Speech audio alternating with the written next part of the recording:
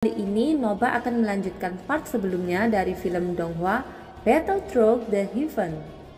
Noba mengingatkan sekali lagi ya bahwa konten ini full spoiler. Tanpa lama-lama lagi, yuk kita masuk ke isi ceritanya. Melanjutkan dari cerita sebelumnya. Tidak, lebih baik biarkan dia bertemu denganku, ucap Xiaoyan berkata dengan tergesa-gesa. Baik. Kalau begitu tubuh selir ini sepenuhnya milik sang suami, ucap sang ratu mengangguk. Setelah membuat keputusan, Xiaoyan langsung menemukan ruang terbuka dan duduk bersila. Dia mengeluarkan buah molo. Pertempuran barusan telah menghabiskan banyak sumber doki. Ini adalah kesempatan besar untuk berkultivasi.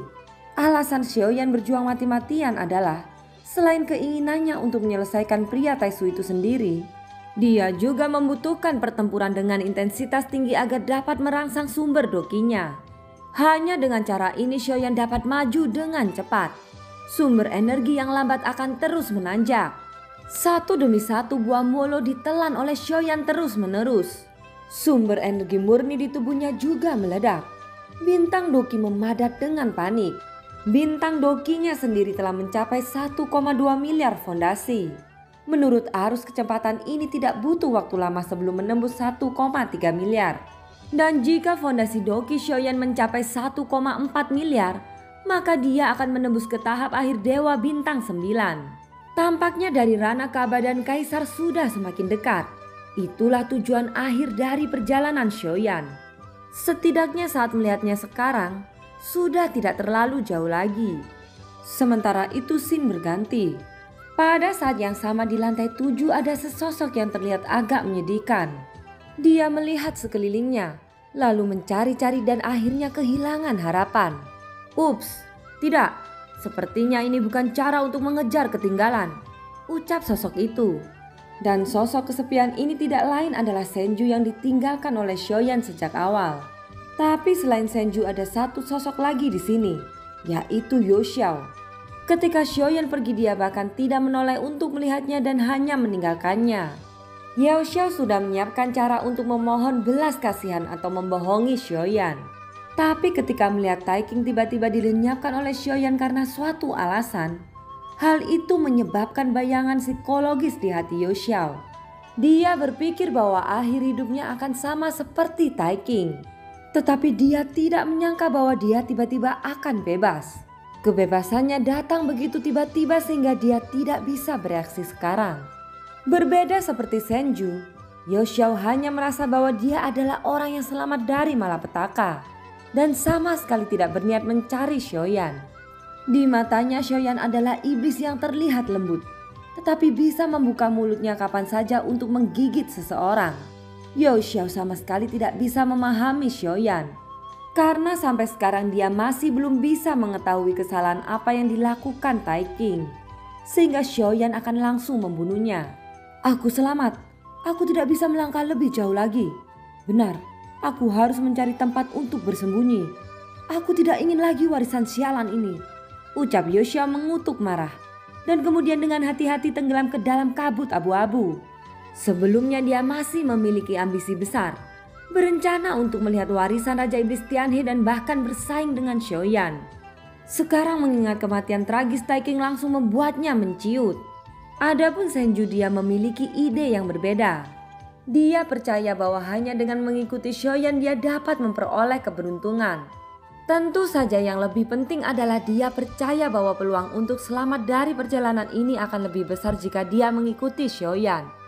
Tapi jelas bahwa Senju tidak bisa lagi mengikuti kecepatan Xiaoyan. Alasan mengapa Xiaoyan meninggalkan Senju dan Youxiao, dia tidak ingin lagi orang luar mengikutinya. Xin kembali ke tempat Xiaoyan. Xiaoyan melihat buah yang memancarkan energi iblis dan sumber energi murni di tangannya. Matanya menunjukkan cahaya panas. Ini buah molo terakhir. Itu tergantung pada apakah itu bisa membantuku menembus ke tahap akhir dari Dewa Bintang 9. Ucap Xiaoyan. Saat ini sumber energi Xiaoyan telah menembus 1,3 miliar. Sangat disayangkan bahwa dia sudah melahap semua buah molo yang ia rebut dari tangan Youxiao. Sekarang dia menelan yang terakhir dan menaruh harapan penuhnya. Setelah sumber energi bertahan lama, Xiaoyan tiba-tiba membuka matanya. Seperti yang ditakutkan, pada saat ini wajah Xiaoyan menunjukkan ekspresi keengganan. Sialan, ini tidak cukup. Jika ada 2 buah molo lagi aku akan dapat menembus ke tahap akhir dari Dewa Bintang 9. Ucap Xiaoyan berkata dengan suram. Sementara Xiaoyan sedikit putus asa, terlihat sang ratu mengulurkan tangannya ke arah kehampaan. Kekuatan hisap yang sangat kuat terpancar, menarik 5 buah molo dari jauh dan mendarat ke tangannya. Apakah ini yang diinginkan sang suami? Ucap sang ratu berdiri di samping Xiaoyan hanya untuk menunjukkan 5 buah molo. Ini, ucap Xiaoyan menjadi sangat gembira. Dia bahkan langsung mengulurkan tangannya untuk meraih buah molo dari tangan sang ratu. Meskipun kamu adalah suamiku, hal-hal ini seharusnya diperoleh dengan usahamu sendiri. Jangan katakan bahwa sang suami ingin mendapatkan sesuatu secara cuma-cuma. Aku percaya suamiku bukan orang seperti itu, ucap sang ratu. Yuan-er, meskipun apa yang kamu katakan masuk akal, tapi sekarang aku sangat membutuhkan 2 buah molo. Setidaknya pinjamkan padaku 2 buah molo terlebih dulu, ucap Xiaoyan menggaruk kepalanya karena malu. Tapi suamiku harus mengerti bahwa tidak pernah ada makan siang gratis di dunia ini, ucap sang ratu mendekati Xiaoyan. Aroma tubuhnya menyapu wajahnya. Xiaoyan yang baru saja menelan semua buah molo sedang berada dalam pikiran jahat. Benar saja, pada saat ini Xiaoyan mendadak menjadi tak tertahankan. Tangannya terulur memegang pinggang sang ratu dengan sedikit kasar. Sang ratu melambaikan tangannya, dan sekelilingnya terjun ke dalam kegelapan yang benar-benar terisolasi. Seolah-olah dia telah membuka ruang mandiri. Suamiku biasanya lembut, tetapi selir ini juga menyukai kekerasan, ucap sang ratu. Tantangan ini langsung membuat daya tembakan Xiaoyan semakin kencang. Adegan itu sangat intens pada satu titik, dan tidak tahu berapa lama sebelum cahaya merah di mata Xiaoyan perlahan menghilang. Sedangkan untuk sang ratu wajahnya yang cantik memerah dan dia juga menunjukkan ekspresi puas. Segera Xiaoyan menelan buah molo yang didapatkan dari sang ratu. Pada saat ini ada keterkejutan di wajah Xiaoyan. Ini karena dia mendapati bahwa setelah bercocok tanam dengan sang ratu, sumber doki di tubuhnya tampak diaktifkan dan kecepatan kondensasi bintang doki sangat cepat. Dengan kata lain, pekerjaan cocok tanam dengan sang ratu juga membawa banyak manfaat. Sumber doki di meridian Xiaoyan dapat tumbuh secara eksplosif. Setelah beberapa saat, aura yang lebih kuat menyebar dari tubuh Xiaoyan. Seperti yang diharapkan, kekuatan dewanya telah berhasil menembus tahap akhir dari Dewa Bintang 9 dengan jumlah 1,4 miliar fondasi bintang doki. Bahkan setelah menembus tahap akhir Dewa Bintang 9, gelombang sumber energi di meridiannya tidak berhenti, tetapi terus meningkat tajam. Setelah beberapa saat Xiaoyan menghembuskan udara putih. 1,5 miliar, gumam Xiaoyan. Senyum puas muncul di wajahnya. Sekarang dia sudah mendekati ranah keabadian kaisar. Setelah beberapa penyesuaian, Xiaoyan perlahan berdiri. Apakah pria Taisu itu sudah sampai di lantai 8? Tanya Xiaoyan. Sang ratu sedikit mengangguk dan saat ini masih mengatur pakaiannya. Baik, kalau begitu aku akan menemukannya. Namun aku minta Yuan-er agar bersembunyi untuk sementara waktu, ucap Xiaoyan. Setelah selesai berbicara, Xiaoyan bergerak menuju arah yang ditunjuk oleh sang ratu. Tidak banyak sosok di lantai 8, dan kekuatan jiwa dari domain Xiaoyan menyebar. Dia bisa merasakan sangat sedikit aura. Pada saat ini di kabut abu-abu di ujung, terdengar suara pertempuran sengit. Xiaoyan bergerak maju kemudian bersembunyi di balik pilar batu. Dia menyaksikan sesosok dengan armor dewa palsu melesat dan bertabrakan dengan sosok lainnya. Lawan pria Taisu adalah 2 orang. 2 orang itu berada di tingkat keabadian kaisar langkah keempat. Di bawah pengepungan keduanya, tampaknya pria Taisu tidak dapat menyelesaikan mereka untuk sementara waktu. Tetapi Xiaoyan dapat melihatnya, yaitu pria Taisu sengaja tidak menggunakan kekuatan sejatinya. Mungkin bagi pria Taisu tidak perlu menjadi serius hanya untuk keabadian kaisar langkah keempat. Xiaoyan yang pernah melawan pria Taisu sebelumnya tahu jelas bahwa jika pria Taisu benar-benar menganggapnya serius, bahkan langkah ke-6 pun akan gemetar olehnya. Xiaoyan terus bersembunyi di balik pilar batu untuk menyaksikan pertempuran mereka. Tetapi apa yang tak terduga adalah mata pria Taisu tiba-tiba menoleh ke arah di mana Xiaoyan bersembunyi. 841. Apa yang kamu lihat? Kenapa kamu tidak datang ke sini untuk membantu? Ucap pria Taisu. Kalimat ini membuat Xiaoyan yang tertutupi armor dewa palsu sedikit mengangkat alisnya. Ternyata orang dari Taisu benar-benar tidak mengenalinya. Dan merupakan keberuntungan bagi Xiaoyan. Di bawah pertanyaan orang itu, Xiaoyan tidak membuat gerakan apapun. Ini karena gerakan gegabah mungkin akan mengungkapkan identitasnya. Melihat Xiaoyan tidak tergerak, pria itu tidak berbicara lagi. Sebagai gantinya dia membuat pertempuran sengit dan singkat.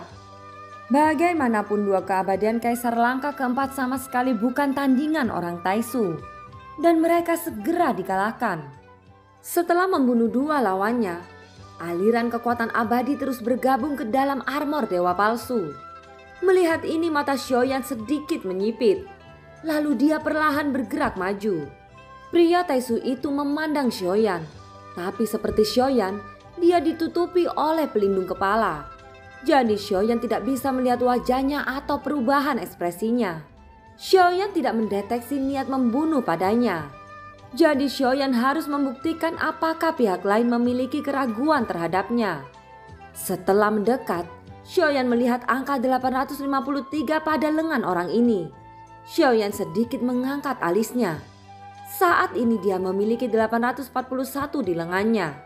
Jika menurut tebakannya sebelumnya, angka tersebut mewakili pangkat dan status. Maka statusnya saat ini lebih tinggi dari orang ini. Setelah merenung sejenak, Xiaoyan berbicara dengan hati-hati. Apa yang kamu temukan? Tanya Xiaoyan. Suaranya dalam dan serak. Xiaoyan pernah mendengar suara pria Taisu yang dia bunuh sebelumnya dan dia juga secara paksa menirunya. Meskipun tidak mungkin 100% mirip, tetapi masih bisa ditiru setidaknya 80%. Tidak ada harta berharga dari dua orang ini. Ngomong-ngomong, kenapa kamu tidak mengambil tindakan untuk membantu? Ucap pria Taisu yang memiliki kode 853. Keduanya berada di akhir pertempuran mereka. Itulah kenapa aku tidak ingin bergerak. Lagi pula mereka adalah mangsamu. Secara alami aku tidak ingin mengambil bagianmu. Ucap Xiaoyan. Kamu terlalu sopan. Aku membunuh banyak makhluk abadi di sepanjang jalan. Dan cadangan kristal merahku saat ini sudah penuh. Ucap 853 segera menjawab dengan senyuman. Xiaoyan menghela nafas lega di dalam hatinya. Dia awalnya berpikir bahwa mungkin hubungan antara orang-orang Taisu tidak harmonis. Tetapi ternyata mereka memiliki solidaritas tinggi dan saling menjaga satu sama lain. Namun kalimat kristal merah sedikit membuat Xiaoyan terkejut. Ini adalah pertama kalinya dia mendengarnya. Xiaoyan menundukkan kepalanya melihat kristal merahnya sendiri di bagian dada armor dewa palsu. Meskipun Xiaoyan mengenal armor dewa palsu, tetapi dia tidak tahu bahwa kristal merah merupakan wadah untuk menyerap kekuatan abadi.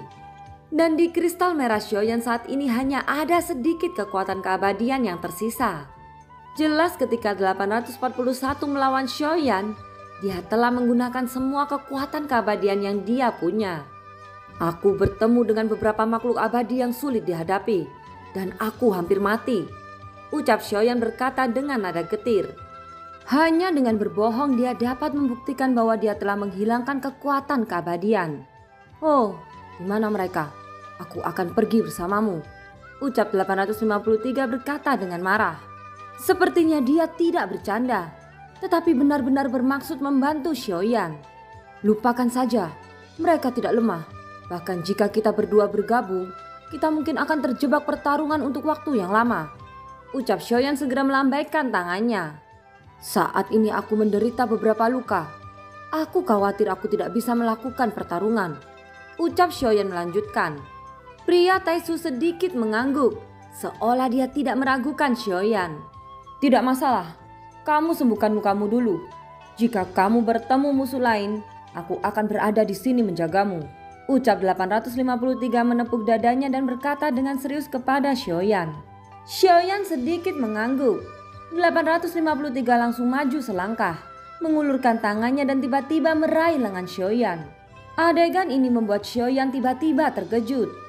Dia merasakan ada kekuatan abadi yang kuat mengalir dari lengannya. Dan kekuatan itu mengalir di sepanjang lengan Xiaoyan lalu berkumpul ke dalam kristal merahnya. Kristal merah yang hampir kering kini menjadi penuh lagi. Aku sudah membagi setengah kekuatan keabadianku padamu. Jadi bahkan jika kamu menghadapi musuh yang kuat, kamu masih memiliki kemampuan untuk melindungi dirimu sendiri. Ucap 853. Xiaoyan sedikit terpana. Ini adalah sesuatu yang tidak pernah dia pikirkan. Tampaknya orang-orang Taisu tidak sepenuhnya acuh tak acuh dan haus darah. Kepedulian mereka terhadap satu sama lain benar-benar membalikan imajinasi Xiaoyan. Terima kasih, ucap Xiaoyan dengan lembut. Dia tidak melakukan gerakan yang tidak perlu untuk menangkupkan tangannya. Karena Xiaoyan tidak tahu seperti apa kebiasaan orang-orang Taisu. Jadi dia meminimalkan tindakan yang tidak perlu untuk menghindari kesalahan. 853 mengangguk. Dia melihat sekelilingnya dan kemudian berkata setelah memastikan arah. Ayo pergi ke lantai 9 untuk berkumpul dengan lainnya. Menurut rencana orang yang membunuh 893 dan 927 akan muncul. Ucap 853. Setelah berbicara sosoknya bergerak ke ujung. Xiaoyan sedikit mengangguk. Dia dengan cepat mengikuti dari belakang. Pria Taisu tidak tahu bahwa orang yang mereka cari sudah muncul dan itu tepat di depan hidungnya. Pada saat ini di lantai 8, dua sosok bertautan dan berlari cepat di kabut abu-abu. Selama perjalanan ini banyak aura telah melewati mereka.